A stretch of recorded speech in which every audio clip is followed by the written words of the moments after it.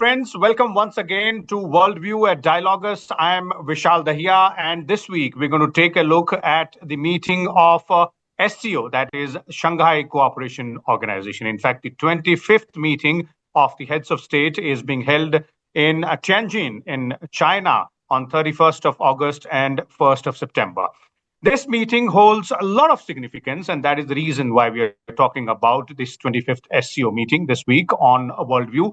The significance being the presence of three world leaders, that is, of course, the host, Chinese President Xi Jinping, the Russian President Vladimir Putin, and Indian Prime Minister Narendra Modi as well, in addition to several other heads of state who will also be participating in this meeting. Now, this holds a lot of significance in terms of geopolitical events, the recent happenings, the tensions between Russia and the United States, the tensions between China and the United States of America, and of course, the tensions between India and the United States of America, which has a common underlying thread, that is the trade tariffs or the economic aspect of the geopolitics. Now, as to what will these world leaders talk about, what will they discuss? What is the common, meeting point agenda for all of them? What kind of message would they want to send to the Western world, specifically to the United States of America? And also, from India's perspective, very significant would be as to how this might shape or, redirect or reassess the bilateral relations between India and China. Because let's not forget that this is the first time after 2019 that Indian Prime Minister Narendra Modi will be in China and will be holding a one-on-one meeting with the Chinese president. And of course, there have been a lot of tensions between India and China post, Galwan in 2020 and various other issues as well. So for more on this and to try and understand more about what are the expectations from this SCO summit and what is the ground reality, we're joined by two distinguished experts on the show today. Let me first introduce them to you. We have with us former Ambassador S.R. Tayal, who's joining us, and we also have Professor Harsh Pant, who is also the Vice President of the Foreign Policy Studies at ORF. Welcome, both of you gentlemen, to Worldview. Once again, I can see familiar faces here. Ambassador Tayal, I'll start with you, and let's start by taking a sort of a diplomatic summary or a geopolitical summary of what is happening right now and why this meeting is important, because there have been SCO summits earlier also. Not many, expectations were there. But this time around, it seems to be coming at a very pivotal time. Let us first look very briefly at the Shanghai Cooperation Organization itself, how it has been evolving. It started off as China and bordering countries, then Russia also came in, and that focus was on Central Asia. Then 2017, India and Pakistan joined, so South Asia also come in. But today, there are 10 members, including Belarus, Iran, and 14 dialogue partners, which stretch right up to Indonesia. So there is no longer any focus on Central Asia. It is evolving in the direction of not only Eurasia, but perhaps East Asia also. And where it is going, one does not know, because the leadership is really with China and Russia. Now, second point I'll make is that India, I think, very rightly understood that this is not an organization from which really India can expect much by way of any kind of economic output, social output, political output, strategic output. And we are there only to defend our interest, that it does not take any positions which are against us. Why am I saying that? 2023 summit was held virtually when we were the host. Last year, 2024, our Prime Minister did not attend the Astana meeting, when I believe President Tokayev had called Prime Minister and requested that at least for a few hours he could come.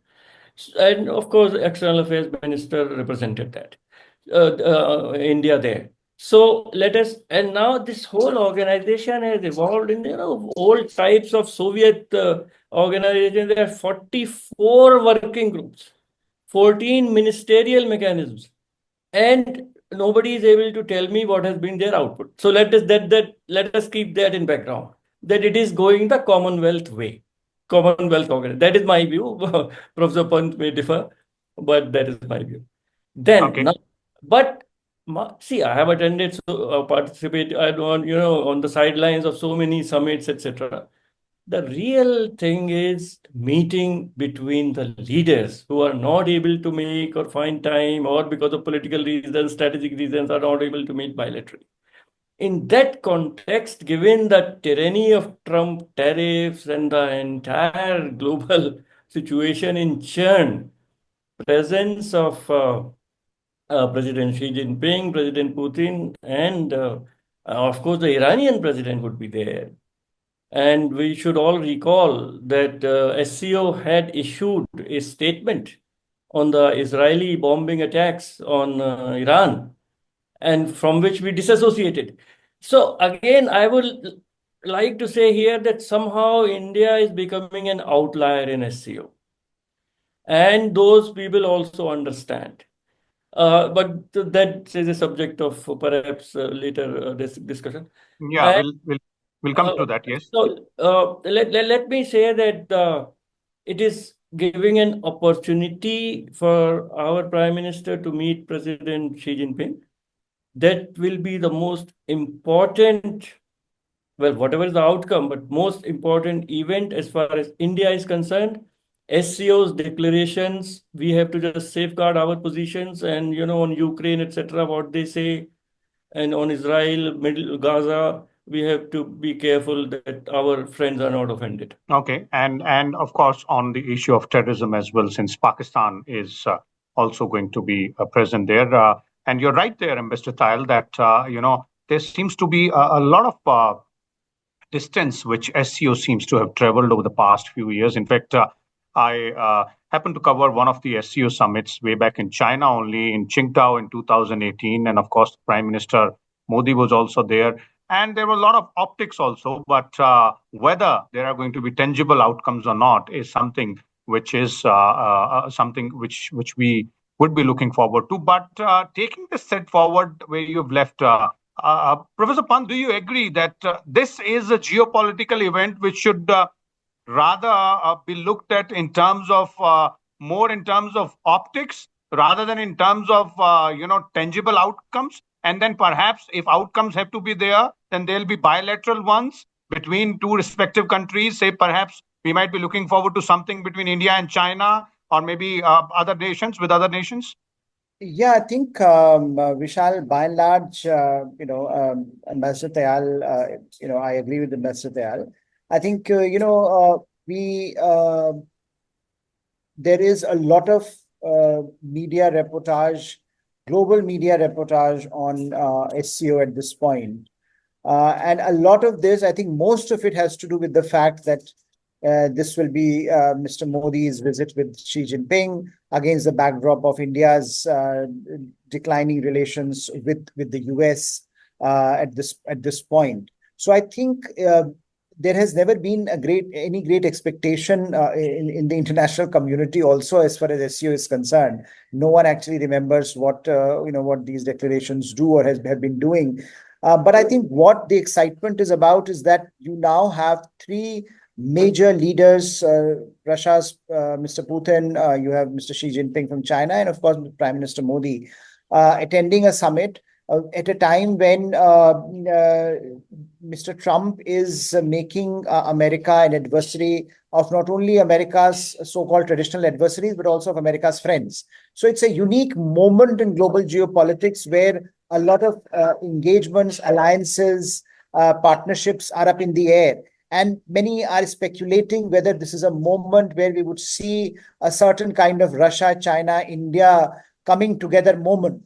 And I think that is, there also seems to be a bit of worry in the Western media about this, because obviously India has been a partner of the West for a very long time. And what Mr. Trump is doing at the moment is alienating Indians. So I think there is a sense that maybe this, maybe we will see India moving in a particular direction.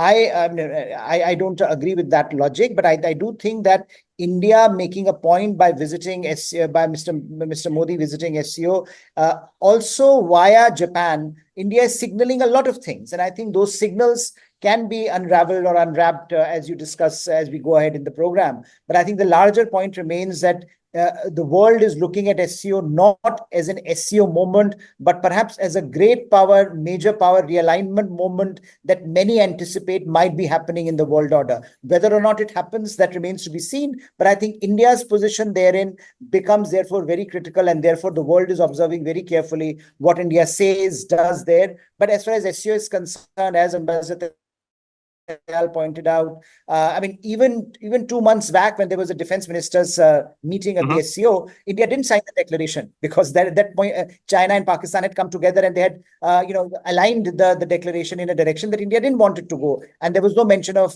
India's concerns. So I think India has had its concerns from SCO for a long time. India is there to ensure that its interests are not affected. But by and large, I think as far as the moment is concerned, I think it is larger geopolitical moment that perhaps is going to be the focal point of this endeavor. Okay. Let's now take a look at all these issues one by one, and specifically, let's start from India's perspective. Since Mr. Tal, you were pointing out earlier in your first response that as far as SCO is concerned, India has been an outlier as far as this organization and its functioning and its tangible or non-tangible outcomes and declarations are there. We're there to defend our interests. In the given circumstances, how difficult do you think it can be for India to go ahead and defend its interests, specifically on issues like terror, on other international issues where India has already taken a position and can't be seen as changing its course right now, because we've time and again said that we have an independent foreign policy and we'll abide by that. SCO, if you look at the charter, I think in the first para itself, it says that the three objectives are to fight against terrorism, extremism, and separatism.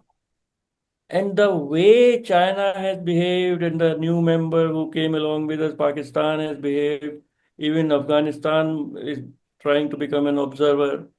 So, which way it is going? I mean, from the original objectives, it has totally disassociated itself. That is one.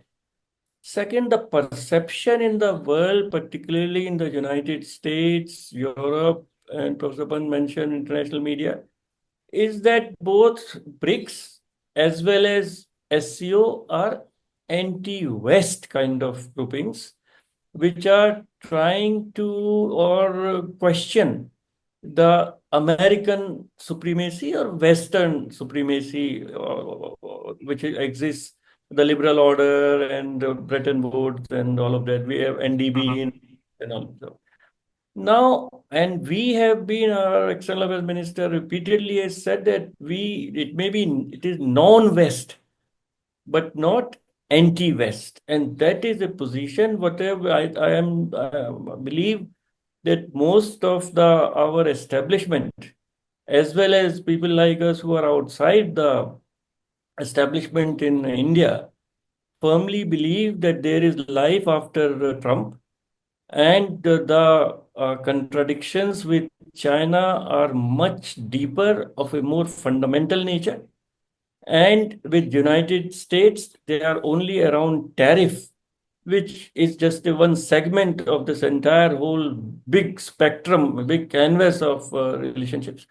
So I am very doubtful that India is going to take any position which will be construed to be some kind of a joint front of India, Russia, and China against the West in general and against the US in particular. And I think diplomats and Prime Minister, External Affairs Minister are very smart. They know what to say, what not to say. And we will be able to navigate this quite successfully. Okay. Very interesting point there. Professor Pant, your views on this aspect, that there's going to be life after Trump's tenure comes to an end. Of course, these might be difficult times for various countries, including India and China and Russia and several other countries as well, in terms of looking at it from the perspective of trade tariffs or the economic aspect. But in the given scenario, do you agree with this point of view that India can veer so much, only so much, in the given situation, or recalibrate its approach towards China only so much, so that it doesn't look like a sort of a sharp turn? Absolutely. I think, what happened in Galwan and thereafter has been an inflection point in more ways than one. So in some ways, even as India recalibrates, there is a wide trust deficit between the two countries, and the onus is clearly on China as to how it ensures that that trust deficit gets narrowed. Now, so far, we have seen that China has not really been very, very forthcoming in a lot of areas, and particularly in the areas which were mentioned, like separatism or terrorism or extremism. Those issues, those areas where there are concerns, where the whole point of SCO was that this geography countries can come together in Central Asia and South Asia and ensure that these kinds of problems can be managed better by interstate cooperation. That has not been fructified. In fact, China has, in some ways, also given a fillip to this by emboldening Pakistan. So there is a challenge here. Fundamental challenge is that you have one of the bigger countries, one of the most important countries, not really following the spirit of the platform. And in that context, it is China's responsibility to ensure that those issues that matter to a country like India are responded to. And unless that happens, I don't see, that we can have a full-blown embrace. And I think that's the challenge. And I think that's what I mentioned, that, look, Prime Minister is also going to China via Japan, so he's signaling very, very categorically that India will recalibrate on its own terms, that we will continue to engage with our like-minded partners like Japan, other countries in the region, and we will continue to build a coalition of like-minded partners. It doesn't matter if Mr. Trump is maybe interested, maybe not interested. It doesn't matter if Washington retains its interest. But India, as a country which believes in building a certain kind of an Indo-Pacific order, will have to work with other like-minded countries, and that's what I think the focal point of Indian diplomacy will continue to be, hopefully, in the coming years. Going to China is a signal that we are reverting back to pre-Galwan phase, where despite our differences, we were able to talk at the leaders level, and that leader level engagement will continue, given that in some ways the issues around Galwan have been managed to both sides satisfaction. And so we are moving ahead and doing a lot of things, that visas, people to people engagement, etc. So I think that element will always constrain India's ability to do more with SCO, and so a lot of it actually rides on China's role. Okay. Mr. Tail, when it comes to recalibrating ties with China or making those moves, it looks like there is not much of elbow room. There is not much of a maneuvering room for India because, of course, Galwan is one, border disputes, and then apart from that, the CPEC and Chinese, movement in terms of bringing in Afghanistan as well into the overall CPEC ambit. That also doesn't fit well with India's strategic interests and the regional strategic interests as well. So here, when we're talking about recalibrating the relationship or taking that small turn or maybe making those small moves at leader level, what is it that we can expect from China, one, and of course from ourselves also? What is it that we can do? We don't have much more maneuvering room, as I was saying. Right. I'll add one more thing to what Professor Pant said. And that after Galwan and all in Kazan last year, when PM and Xi Jinping met, after that there was some positive movement. But in Sindoor, Operation Sindoor, the way Chinese equipment was, of course, used, that is par for the course. We also use French equipment and Russian equipment. But the way real-time intelligence was given by Chinese to the Pakistanis and tracking of our mobile missiles, etc. That was kind of a real participation of China in fighting in Operation Sindoor on the parts of Pakistan. So our relations have dipped. Our relations have really dipped in the last couple of months. Of course, Mr. Yangi came with a personal request that Prime Minister is going. Second thing to be noticed, Vishal, is that our room for maneuver has declined. Whatever, we are very vulnerable on every score, but our value was that Biden's America and maybe earlier also, they valued India as a countervailing power to China. Now, if in President Trump's worldview and Navarro and others' worldview, if they are moving in some kind of a 1+1 or G2, the kind of statements which President Trump is making, he's so eager to go to China and meet President Xi Jinping. He doesn't have the guts to impose any kind of secondary sanctions on China. So America is vulnerable to China. China has shown its teeth and its leverage. And India has lost whatever little intangible leverage we had in American eyes as a countervailing power to China. So we are in for very difficult times in the months to come. Okay. Professor Pant, Ambassador Tayal, in his response, raised a very important angle here as well, something which should be a little more at the center of the debate, that is the Pakistan angle to this entire thing. Operation Sindoor, of course, he mentioned, wherein China's complicity was pretty much evident, and we saw public anger against those who helped Pakistan, for example, China, Turkey as well. Similarly, when we are talking about balancing or counterbalancing our relationship between United States of America and China, seemingly in the recent past, Pakistan is in a much comfortable situation. Why is that? They have a very good working relationship with China. They have established nice relationship with USA, the Trump administration as well. Of course, cryptocurrency and the minerals. Rare earth minerals are at the center of it, that is being said. But how do we handle this entire situation? Because that's one big question for us to answer. It's a big security scenario for us. Yes, I think indeed things have, things are serious at this point. But look, I think there are two things. One, China-Pakistan relationship is a long-standing relationship.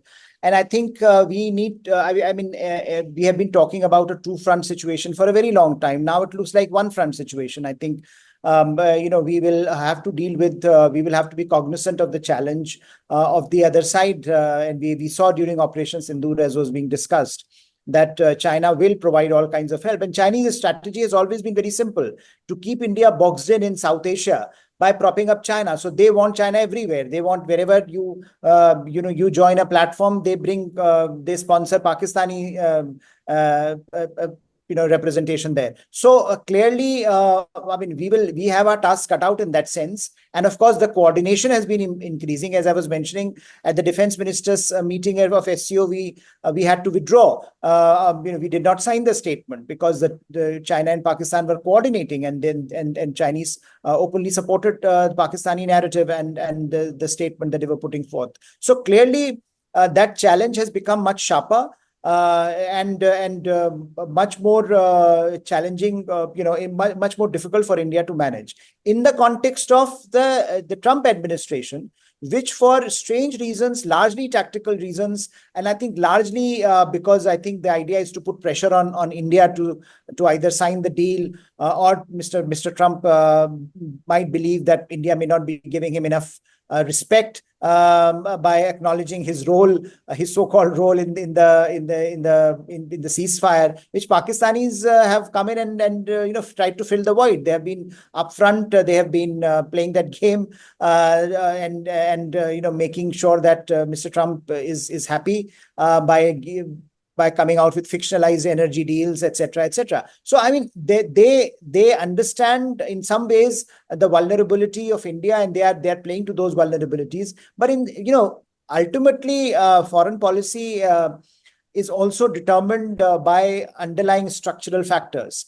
And those Indeed. structural factors, I mean, if you think about it, the convergence between India and the US when it comes to the Indo-Pacific is quite strong. Now, it may be a phase that we have to weather. That Mr. Trump's approach to some of these questions might be challenging, and we will have a bumpy ride.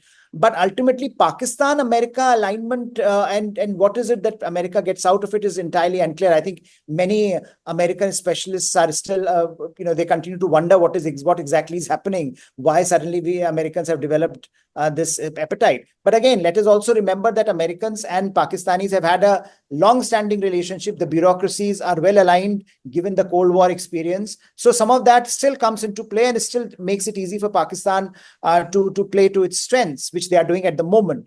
But fundamentally, I think the challenge for India remains that how do you navigate this at this point in time? Can you ensure that the American, or can we ensure that the American side is taken care of? Can we ensure that the trade deal is managed? And can we ensure, therefore, that at least one flank is managed? And I think that's a challenge that Indian diplomacy will have to deal with over the next months, if not years. Okay. So it looks like, Pakistan seems to be making most of the entangled, geopolitical situation here, at least at present right now, till the time things become a little bit more clearer, and perhaps, we might see more clarity coming in from various aspects. Now, one quick question before we bring this to an end. Quick one on the all-weather friend India has, and the old, trusted relationship with Russia, because also in this SCO summit, Russia is an important player. Overall, geopolitically, Russian president and Russia do have a stake, and there is an ongoing Russia-Ukraine war as well, which is, a sort of a issue between United States and Russia, specifically between Trump and President Putin. How do you think, and I'll start with you, Mr. Tayal, for the final answer. How do you think Russia is placed in the present situation? What can we expect from them in the overall geopolitical scenario, and of course, one-on-one bilateral issues as well? Before coming to Russia, I'd like to make one more point that in the leaders who will be present in Tianjin, there will be leaders of Myanmar, Maldives, Nepal, Turkey. So there is quite a number of leaders who are not very favorable towards India. So that is one point which needs to be noted. Indeed. Second, Russia, I think India has to have its bilateral relations on their own merits. India-Russia, India-China, India-US. And there should be a short-term, medium-term, and long-term perspective. Russia, even in Operation Sindoor, which was the most important and very useful equipment, our BrahMos, because others could not be fired because of the range, etc. And the S-400 as well.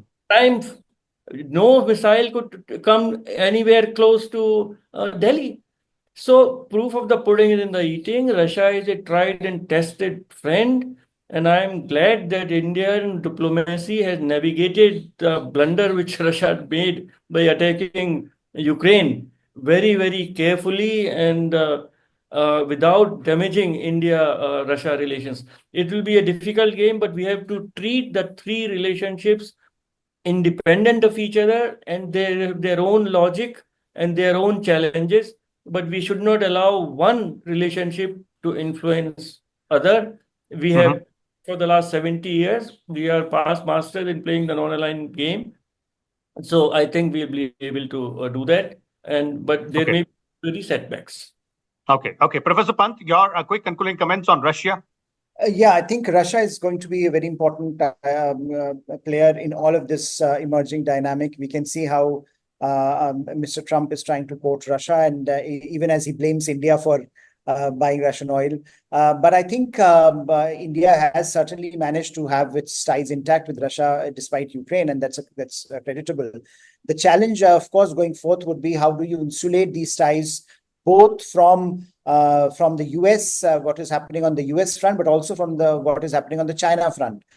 So, China-Russia relationship, that relationship is also growing, and that relationship also comes with its own sets of challenges for India. So the more India is engaged with Russia, the better it is for us, in terms of our comprehension of what that relationship, Russia-China relationship, in what, how that is growing and what its implications would be. But I think by and large, Russia-China relationship is crucial not only for India, but also for the platform that we are talking about, like SCO, where there are many in Russia who don't view Chinese presence in Central Asia very benignly, in a benign manner, and they are also worried about Chinese growing footprint there. So I think there are issues where India will have to work with Russia to ensure that the balance of power, whether it is in Eurasia or whether it is in the wider Indo-Pacific, is balanced and managed so that both India and Russia can continue to have what has been described as a time-tested relationship, because I think the times are getting tougher,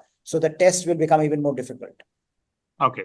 That's an apt way to sum it up. The times are getting tougher, so of course the tests will also determine as to what is the hard work which has gone into yielding out those results, whether they are favorable or not favorable. Of course, as both the gentlemen on our show are putting, that these are going to be challenging times in the world geopolitics, specifically from India's perspective. We will have to tread very carefully. We will have to be very mindful and careful of our own interests, deal with each situation in a separate manner.